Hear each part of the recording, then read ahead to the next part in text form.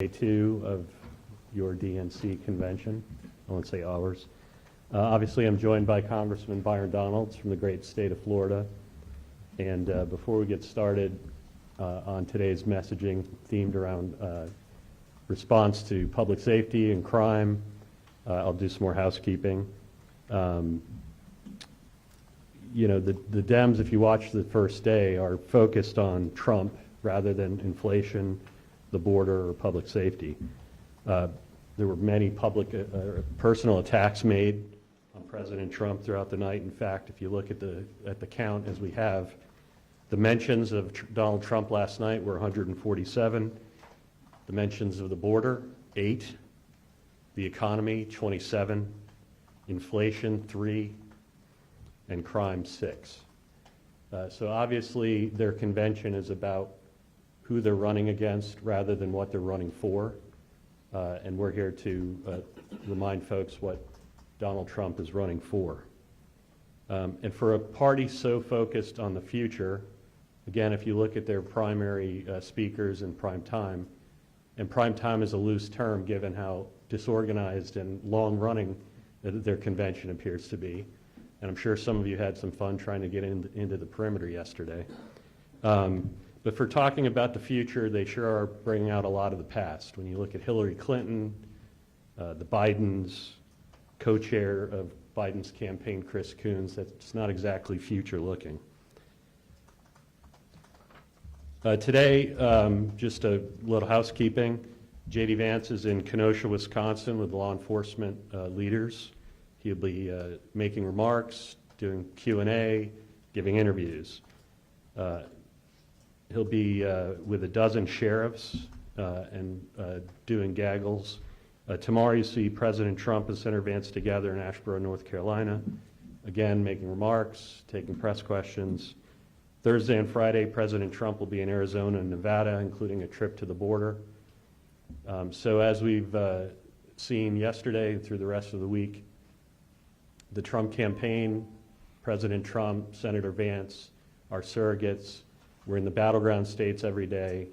We're talking to voters and we're talking to the press. Again, a stark contrast to Harris and Walz, who continue to stay away from you all. The theme of today is obviously reminding folks about the commitment President Trump and Senator Vance have made and will continue to make to law enforcement and to public safety. If you look at where crime exists in polling and who they trust to fix crime, the American people said, 63% of Americans said in 2023, crime was either extremely or very serious problem in the United States. 77% of Americans believe there's more crime in the U.S. today than there was a year ago. And the vast majority of people believe that Republicans are better suited to fix public safety issues. Meanwhile, Harris supports reimagining the police. She says putting more police on the streets is not necessarily the way to fix crime. She says it's outdated and wrong-headed to think that more policing makes communities safe. She's attacked law enforcement and National Guardsmen for their work to quell protests. She's called federal law enforcement a burden. She compared ICE to the KKK. She has said that federal law enforcement caused horrific injuries to peaceful protesters in protests of the past. So there is a stark contrast to be made between these campaigns and their relationship with law enforcement and how they address public safety.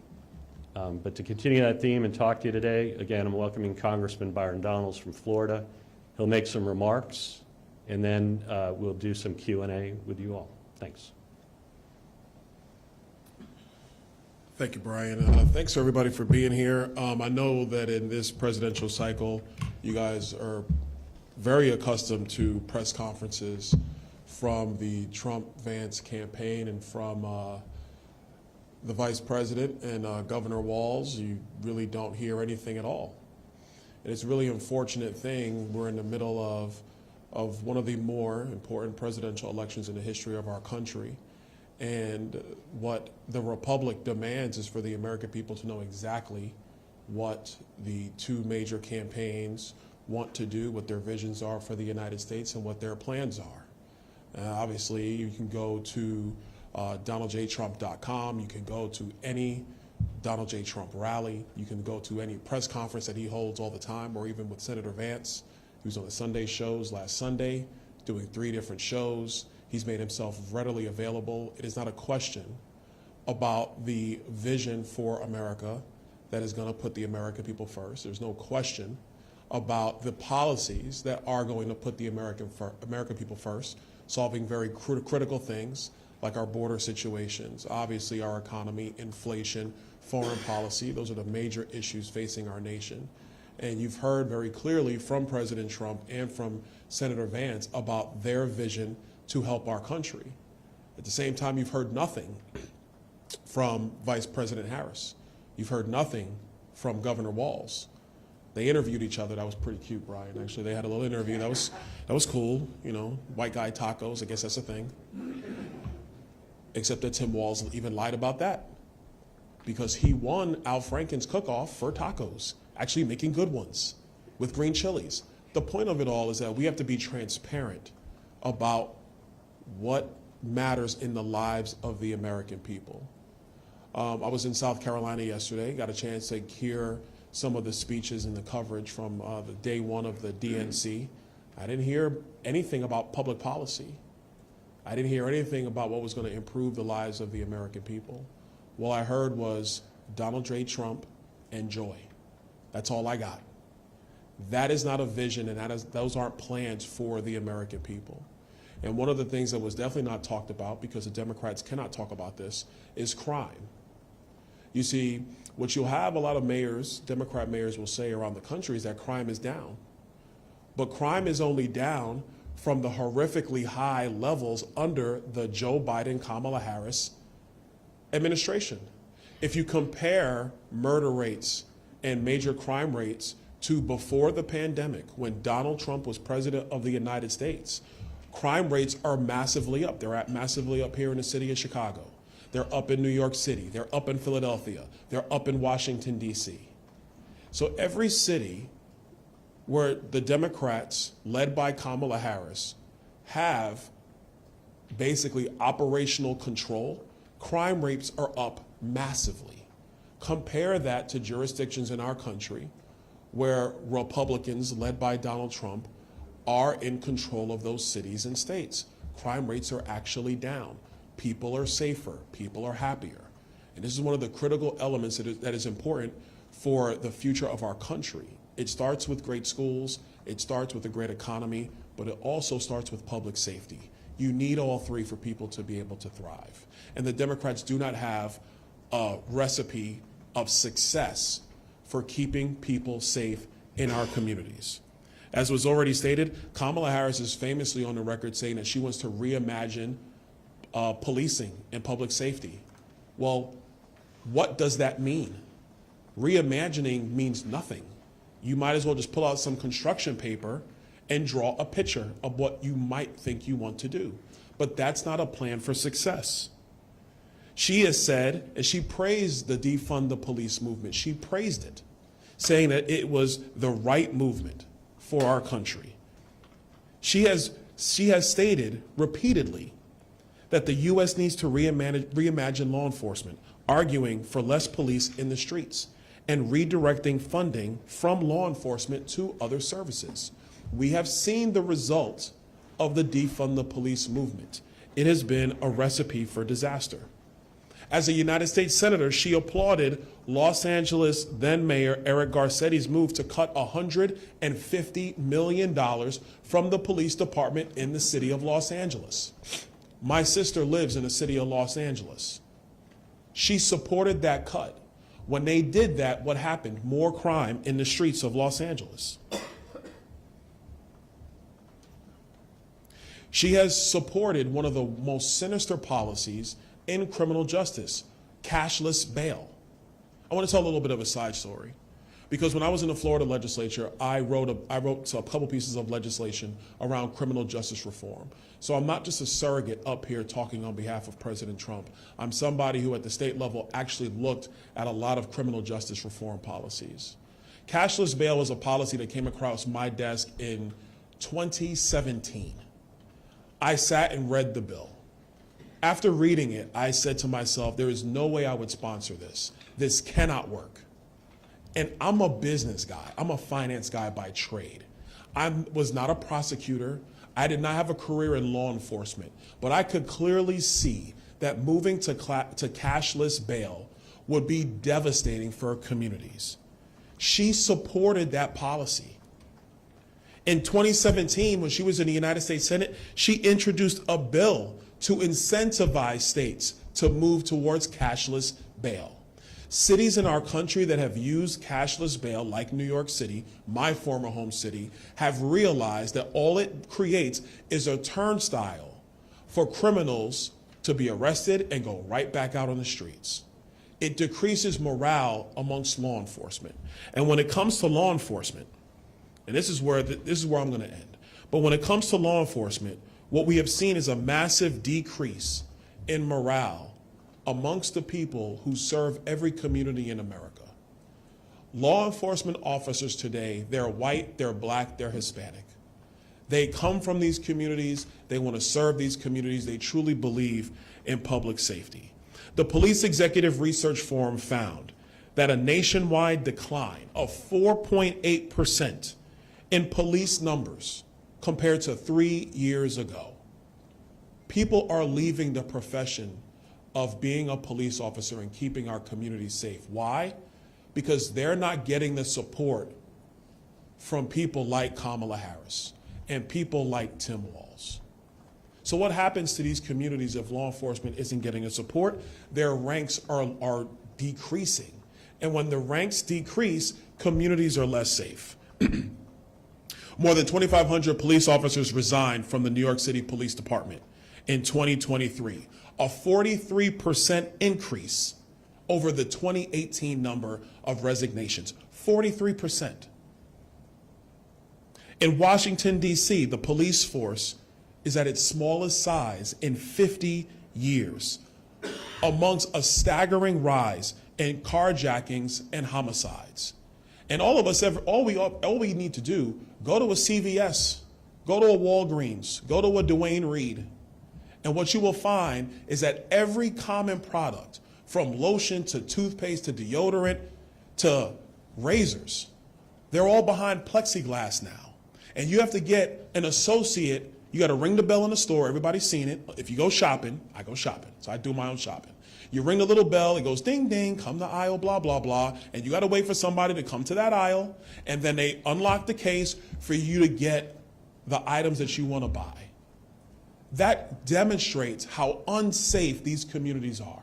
And they are unsafe because of the radical policies of the Democrat Party led by Kamala Harris. One quick point on Governor Walz. Governor Walz, when the riots occurred in Minneapolis after the death of George Floyd, Tim Walz waited 4 days to call the National Guard. 4. He watched the city of Minneapolis burn. And quite frankly, what was burning, it wasn't the upper class neighborhoods of Minneapolis. It wasn't the suburbs of Minneapolis. What was burning? It was poor areas of Minneapolis, which mostly are inhabited by black people and Hispanic people. That's what was burning. Tim Walz didn't sit there and say, oh my gosh, these communities of color are in a real tragic state. We have to send every resource possible to protect those people who have small businesses, who have homes. He didn't do that. He watched it burn. It was only until the mayor of Minneapolis went public with the fact that he was getting no support from Governor Tim Walz, that's when Tim Walz decided to act. When everything had hit a crisis mode and there was no longer an ability to hide the inaction, that's when Tim Walz decided it was finally time to call for the National Guard. taking a step back just from crime and public safety. We've seen this before from the Democrat Party. Joe Biden, who finally gave a speech last night, I don't know when he started, 11:30, who knows? It's a shame to do that to somebody. I'm gonna stop there, Brian, I'm not gonna continue. Anyway, I'm gonna move on. Joe Biden's presidency has been one of, there are no actions until there's a crisis point and you, the press, start asking questions. And when you start asking questions, then they finally respond and say they're going to do something, whether it's true action or not. Kamala Harris, nowhere to be seen, whether as vice president or as a member of the Senate, until things hit a crisis point, like what happened with the defund the police movement. You see, the American people need to understand, Democrats today are trying to run away from the movement they embraced a short few years ago. And the only reason they're trying to run away from that movement is because the American people said this is craziness. And they demanded action from local law enforcement to keep them safe. And only when that occurred, then they want to reverse course. This is not leadership. This is putting your finger in the air and then figuring out which way the wind is blowing. Joe Biden has done that as president. Kamala Harris has done that as vice president. Tim Walz did that as governor of Minnesota. And the American people cannot tolerate having Kamala Harris and Tim Walz in the White House doing the same thing for 4 more years. There's a better way. There is a significantly better way. And this is why police benevolent associations nationally and in different pockets around the country have come out and supported Donald J. Trump to be the 47th president of the United States. Because they know he takes public safety seriously. They know that he supports the men and women in blue who serve our communities every single day. They know that obviously our economy will be better, foreign policy will be better, the border will be secured. But at the end of the day, they know communities will be safe. And that is why they support Donald J. Trump. And that is why I'm here in Chicago, of course, to give my support for Donald Trump, but to also lay out the contrast. And it is a stark contrast between Donald Trump and J.D. Vance, who take public safety seriously, and Kamala Harris and Tim Walz, who like to play politics with the safety of the American people. With that, I'll stop and take whatever questions you got. Thanks. Again, just raise your hand. We'll call you and then identify yourself. I will give one more housekeeping piece. We start again tomorrow at 10 a.m. We'll have Congressman Mike Waltz talking about national security and military affairs. And Thursday, we will have Ambassador Carlos Trujillo and former presidential contender Vivek Ramaswamy to talk about a number of things, including immigration and the border crisis. With that, we can start. Congressman Ben Brook on News. Yeah. What do you think is worse, Kamala and Joe lying about their record on the border, causing the invasion on the southern border, their support for BLM and defund the police movement, Walz's open communism, or the mainstream media providing cover for that? Well, look, I got to be honest with you. I think their record is abysmal. Joe Biden and Kamala Harris undid all of Donald Trump's border security provisions on day one. That's what they did. I mean, what is it now, Brian? 1,306 days ago they did this. They've not done anything to secure the southern border. But what's worse is when the press just doesn't report the facts. Look, I'm from New York City. I remember like the old cartoons growing up as a kid. Just the facts, man, just the facts. Well, just do that. Just lay out the fact of what occurred.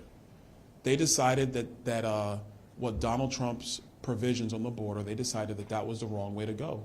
What they have created is the largest humanitarian crisis in the history of our country. Well, not the history, because we've had some dark days in our history. Let me rephrase that. But one of the biggest ones, without a doubt. You have young girls who are being raped on the journey towards our southern border by the drug cartels and by the coyotes. That is happening. I thought Kamala Harris stood for women. I thought Joe Biden was compassionate. He's not.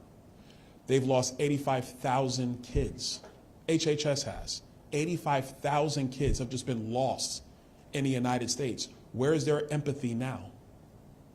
The drug cartels are going to make $13 billion this year.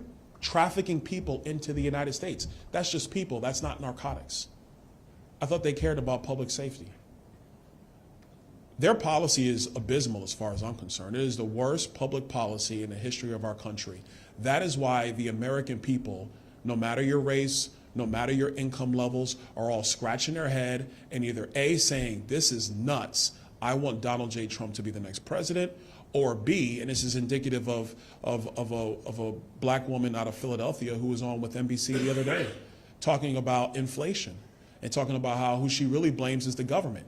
She didn't say who, she just says, I blame the federal government. And so you have two sets of people in our country, people who have looked at this situation and they've said, this is awful, I want to go a different way, or people who don't know who to blame, but they know it's awful. So we know about their agenda, but I think the thing that's more disheartening is the press doesn't want to cover it or decides to cover vibes and joy. Joy and vibes isn't to put food on the table. I don't know what to tell you. You could be happy and you could be hungry all at the same time. Joy and food, joy does not provide security. Joy does not provide an economic vision. Joy does not provide peace on the Middle East. Go take your joy to the mullahs in Iran and see what happens to you. It doesn't work. What is required in this moment is true leadership. And we have that opportunity with Donald Trump. The New York Times, their famous slogan is democracy dies in darkness. Isn't that their slogan? Oops. Oh, is it the Washington Post? I don't know, it doesn't matter. Whichever one.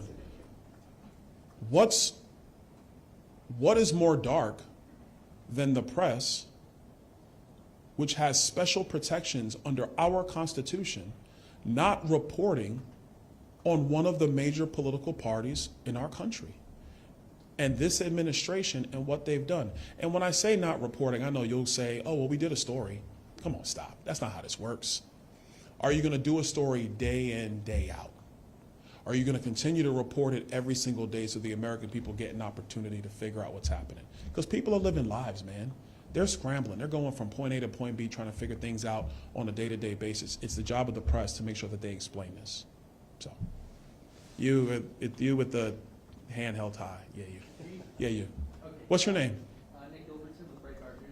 Nick, how you doing? Doing well, thank you. All right. So, Congressman, you had an interesting comment there about joy, and this big presentation of joy last night. Just how can the Democrats purport to be the party of joy when their radical base, literally a couple hundred yards away from the United Center, was ripping down barricades because the party's failing to meet their demands?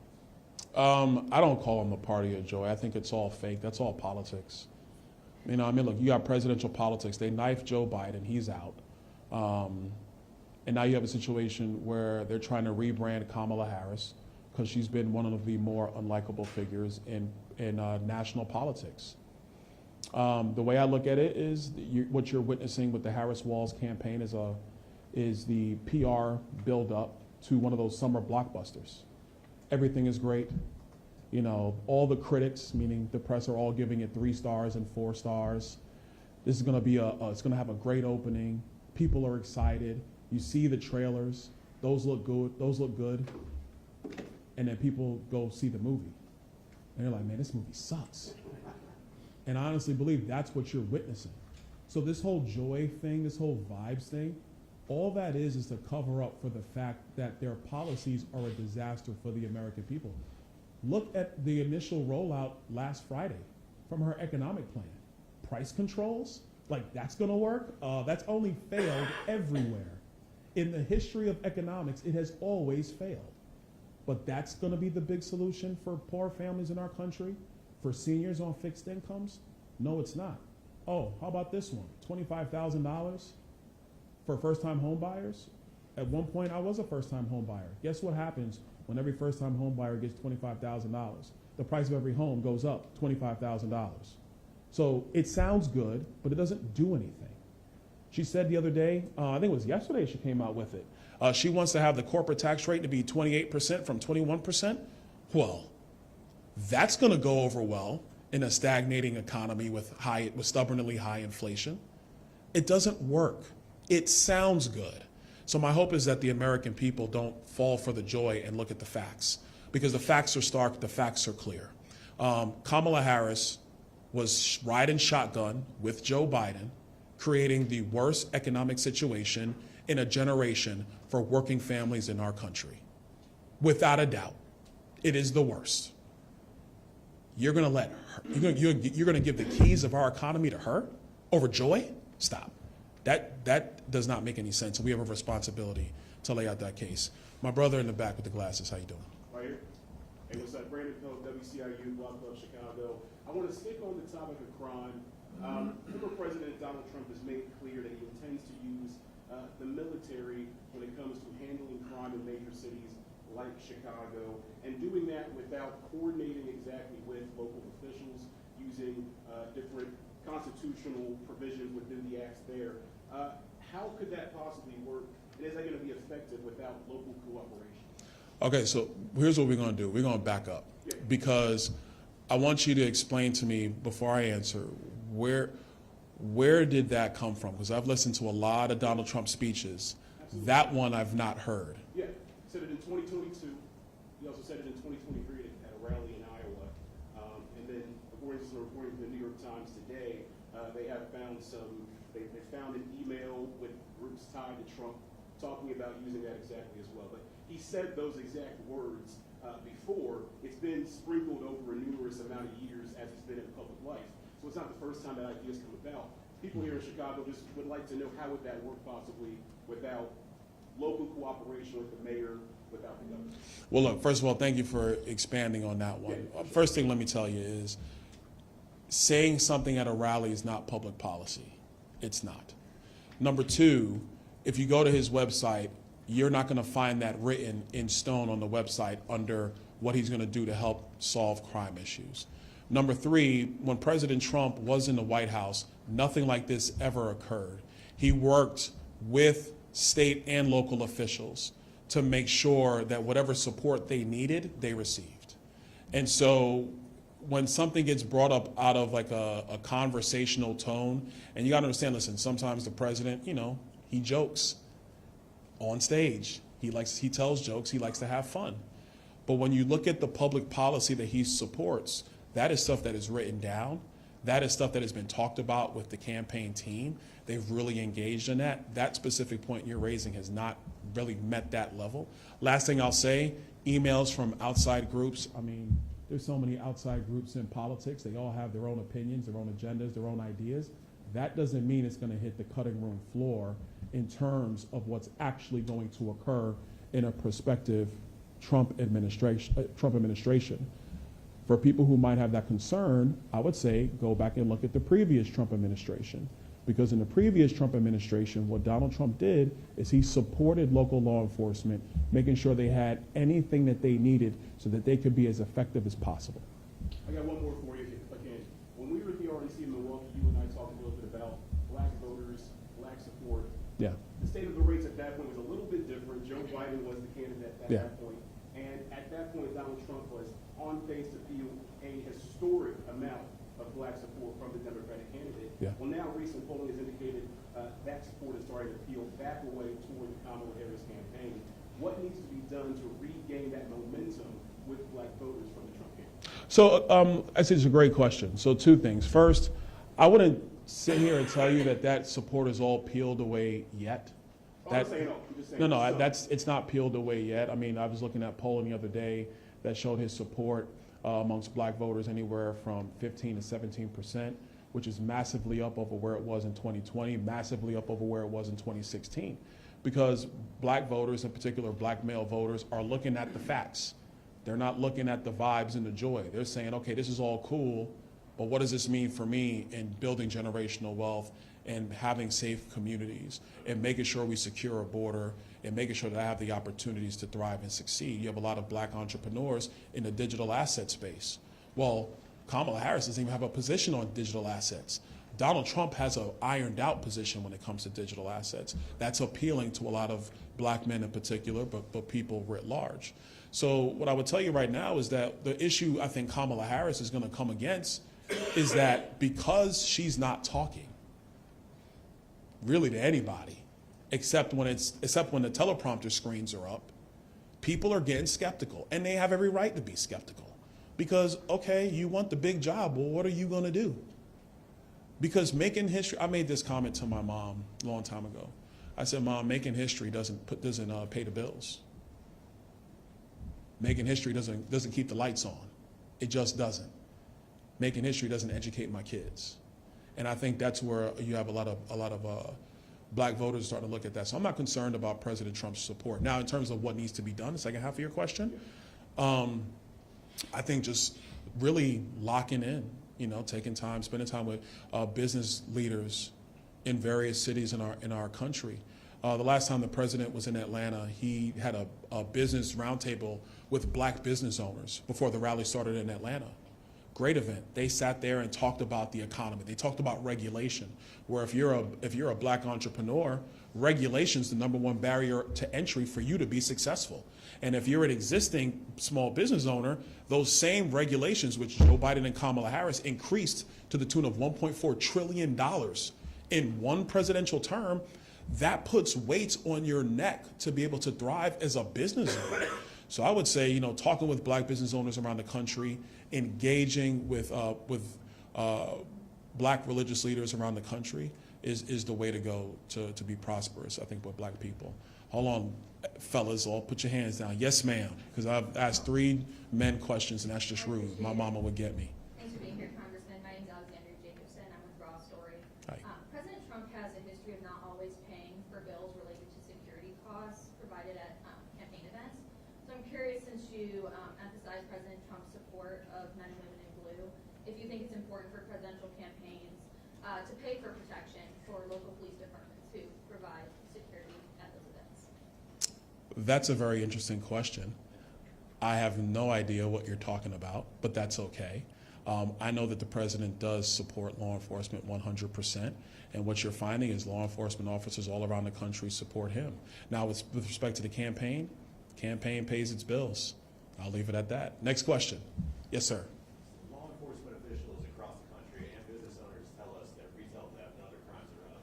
Yet the data, according to some lawmakers at state and federal levels, doesn't support this. What role is underreporting playing? Partly because people don't call in because there's no consequences to crime? And how do we get back on a path toward public safety?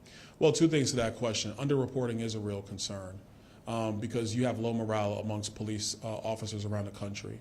And so people are already seeing that nothing's going to happen, so why even call the police? There's a report, and I don't want to get into too much details because I need to get into it and really understand the details, but there is a report about some cities not reporting all their crime data. Don't know, it's kind of out there in the ether. I think more work needs to be done on that.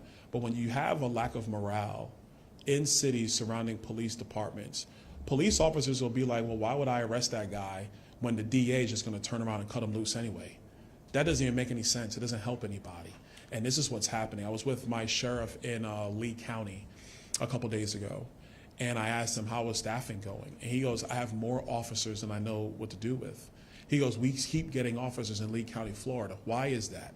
Because everybody from President Trump, Governor DeSantis, local leaders like myself, we all support our sheriffs and our local police. Our state attorney, she does her job, that when they bring cases to her, she goes and prosecutes them.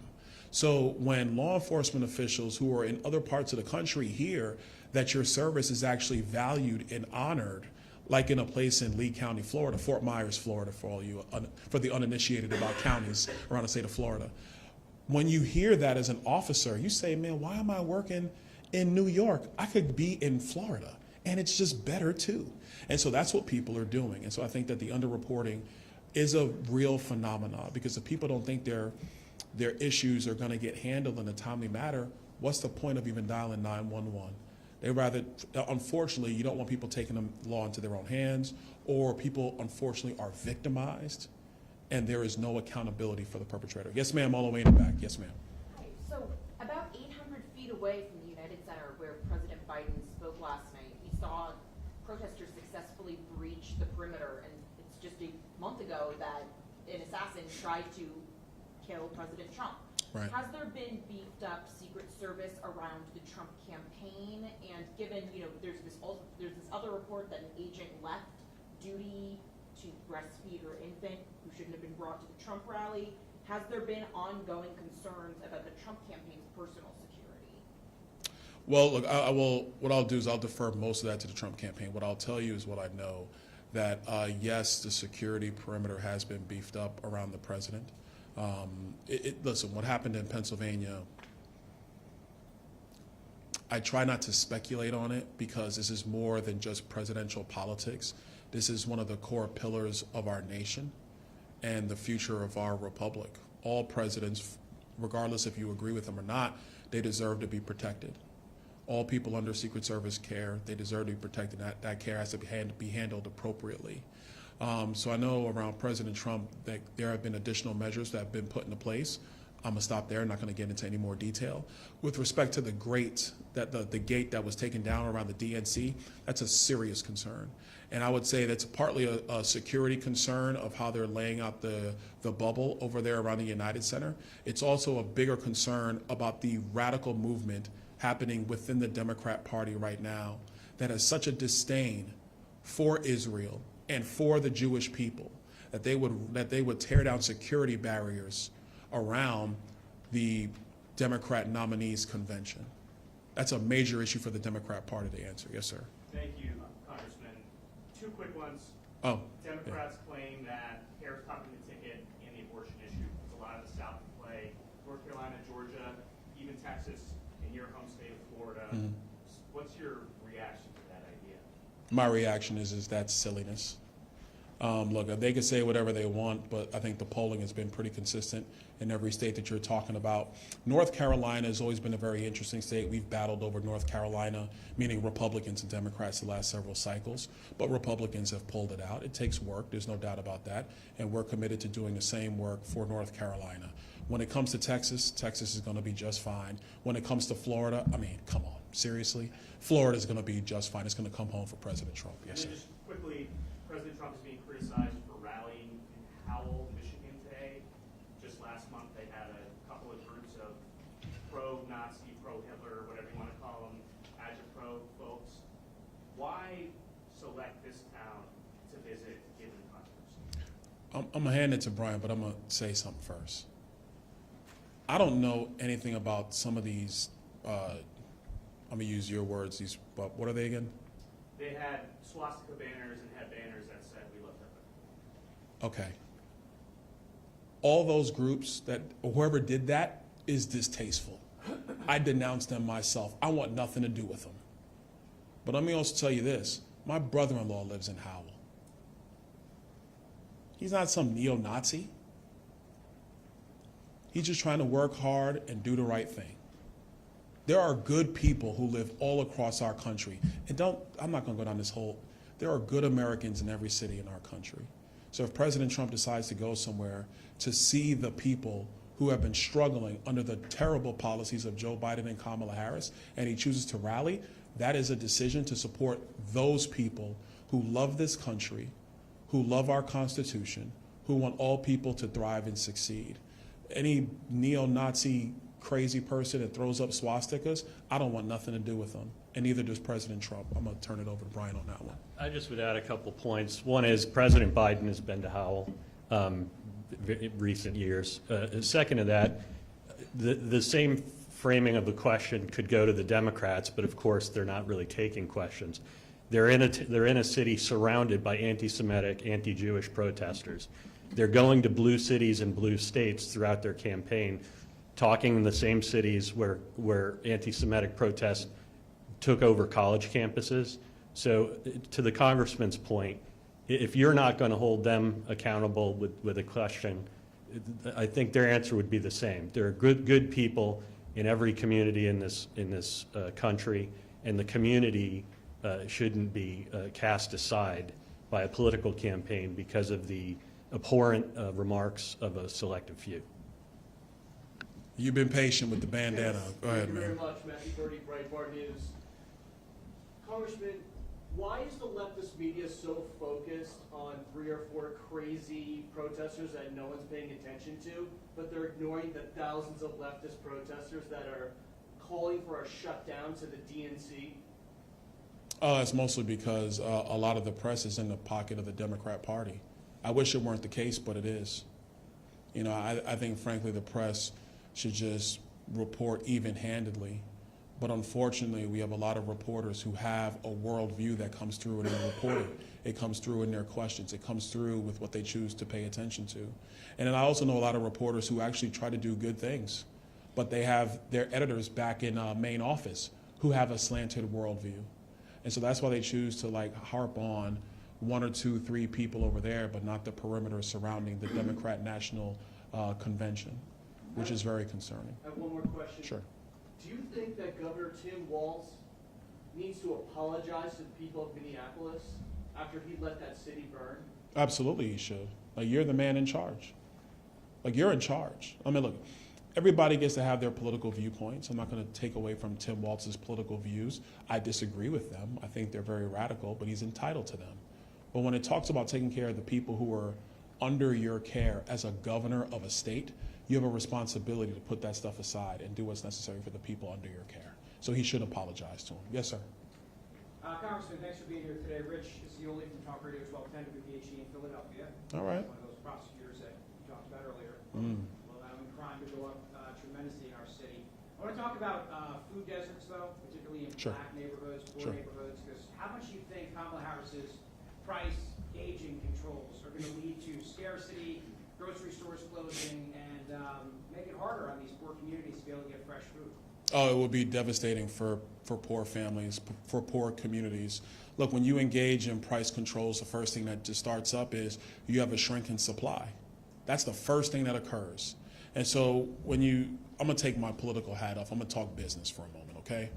When you're dealing with storefronts who have various levels of profit margins, the stores that typically struggle the most typically are inner city stores. They typically have the lowest profit margins because they typically they don't sell the high-end merchandise. They typically do not, because the community, the target market of that store doesn't have the money to buy higher-end products. Higher-end products will give you larger profit margins. So if you have price controls, which shrinks supply, for a store where they already aren't selling high dollar merchandise because the people in that community can't afford it, what happens? That store closes.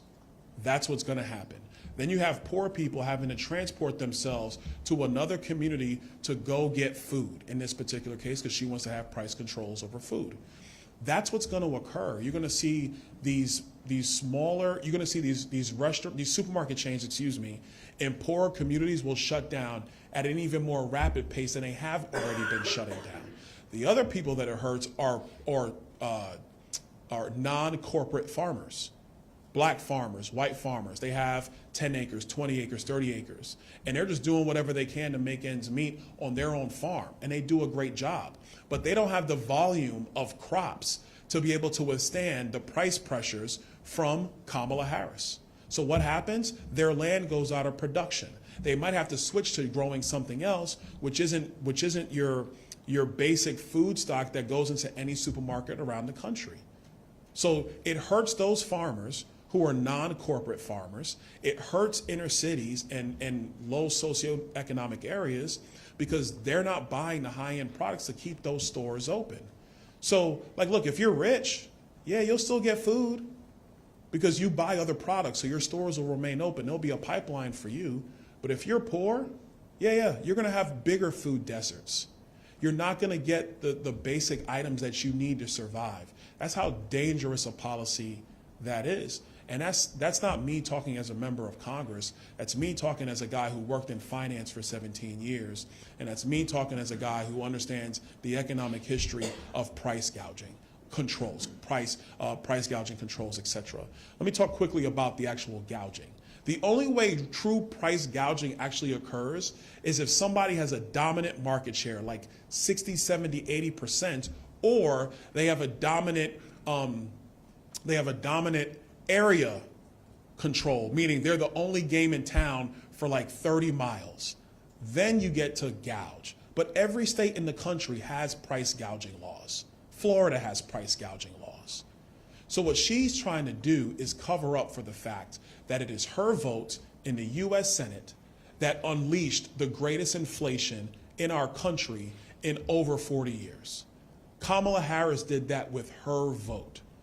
And to expound upon that, The reason why I know this is because in the Budget Committee back in 2021, right before the American Rescue Plan went to the floor, it was a budget reconciliation bill that came through the Budget Committee. Shalonda Young, the OMB director for the Biden-Harris White House, came into the Budget Committee. In the Budget Committee, we were examining the American Rescue Plan, and we told Shalonda Young that this plan was going to cause inflation because you're going to pay people to stay home. And when people are paid to stay home, there's not enough workers in the economy. And when that occurs, there's not enough people providing goods and services into the economy. So you have lower supply, but everybody was paid to stay home. So lower supply, but everybody has money. What's going to happen? Prices are going to go up. What happened? Prices went up. Kamala Harris did this to the American people. And now she comes out with a ridiculous economic policy that has failed everywhere it's tried. Yes, sir. Judge Chelsea with the Washington Post.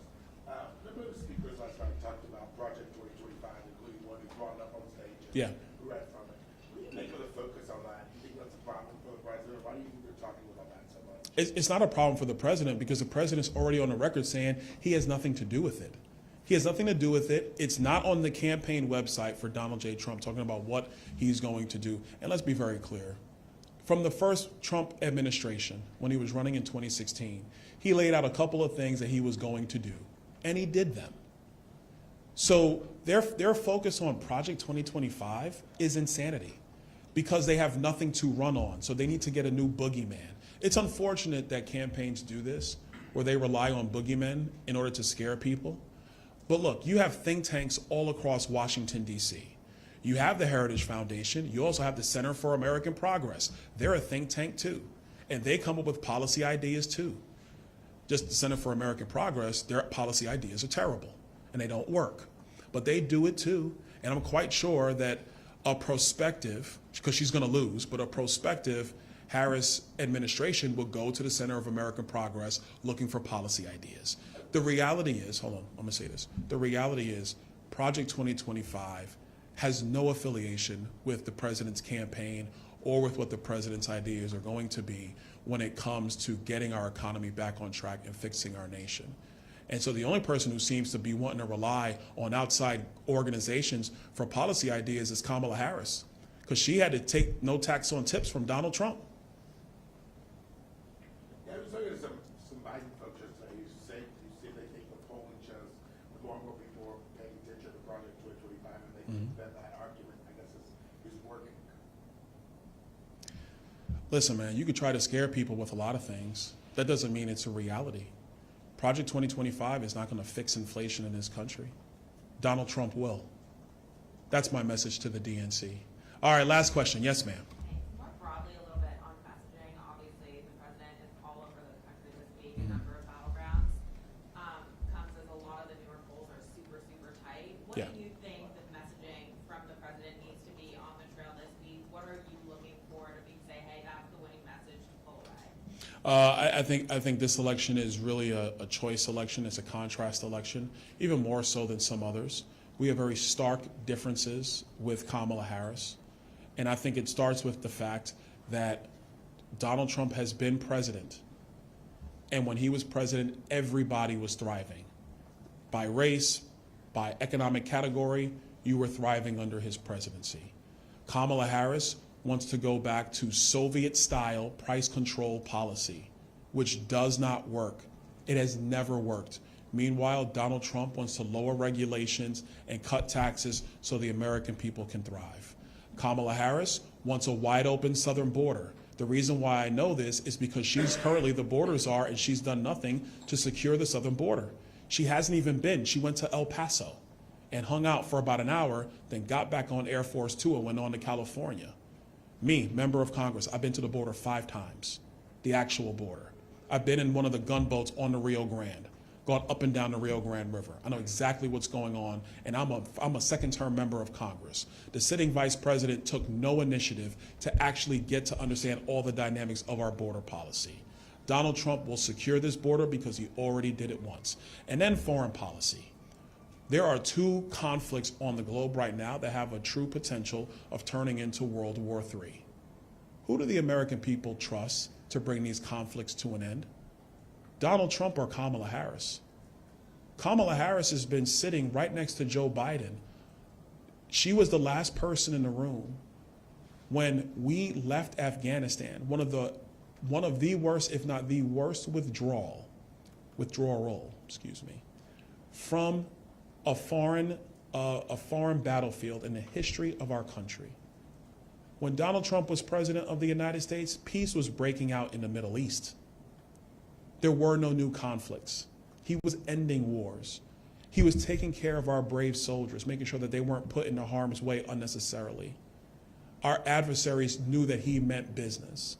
So I'd ask the American people, who do you trust to go and negotiate with Putin and Xi Jinping? Donald Trump or Kamala Harris? This is a contrast election. It's a stark election, but the choice is very, very clear. My own personal, and I'll leave it here, it's relative whether it's Joe Biden or Kamala Harris. Now it's Kamala Harris. You have the 45th administration and the 46th administration. Who did a better job? Who did a better job? And it's without a doubt, by any measure, that the presidency of Donald Trump was a significantly better job than under Joe Biden and Kamala Harris. And that's not me saying it. That's public polling saying it on every issue that actually matters, not the boogeymen issues brought up by the Democrats. Thank you, guys. Take it easy.